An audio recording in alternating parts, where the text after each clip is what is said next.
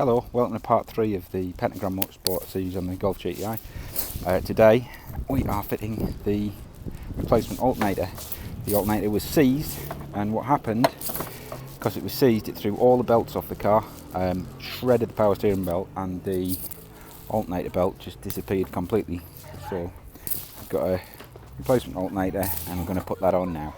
So this is the alternate bracket. This is the bracket for ones with AC cars, so that's the air conditioner unit there, and you'll notice that this has its own tensioner wheel and what have you, which is sprung here, and the bolts, the alternator actually has two identical mounting lugs, whereas on the other one, which is without the AC, it looks like this.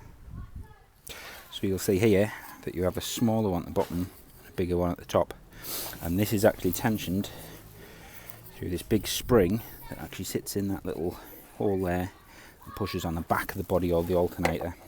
And the alternators themselves, the one without AC has two lugs at the top and one at the bottom, whereas the one with AC has these two repeated down here. So the alternator's fitted with these two bolts. The long one is for the top bracket and the shorter one is for the bottom bracket there. So the method that I intend to use to fit the alternator is I put the top bracket on first from the top and wriggle it down, and then I will drop it down so it's sitting on the spring, and I will push the alternator in that direction, and then I will put the bottom bolt in. So there are actually 4 different belts listed for this car. The correct belt for non-AC and a sprung tensioned alternator is this one, the 894mm belt. I'll include part numbers of all the different belts and which cars they fit in the description of this video. To do the bottom bolt, this is what you need: ring spanner. This is a lifesaver one, this, because it's got a ratchet on it. Because when the belt's in position, you just can't get a socket on there. But before I do any of that, I think some coffee is required. Okay, before tightening these bolts up, you can see that one's still loose and the one at the bottom's still loose. Put the belt on, and just a little tip to help you get the belt on. Stuck a jack handle in there, jammed it in that gap there, and then if I leave it down like that way, that compresses the spring and give me enough to get the belt on.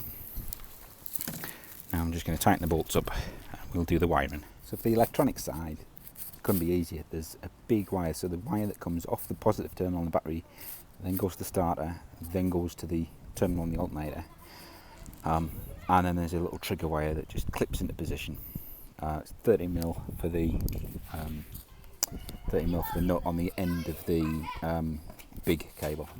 So with that 30mm bolted down, the only thing left to do is there's a little clip on the wiring harness here, and that goes through a little 8mm which sits just under there. So if I tighten that one up as well, so I tighten that one up, you can see that there, and that just holds the wiring into position. So there's that 30mm is a big thick wire, and then there's this little wire clipped on here which is the trigger cable. Then we just reconnect the battery and we'll give it a try.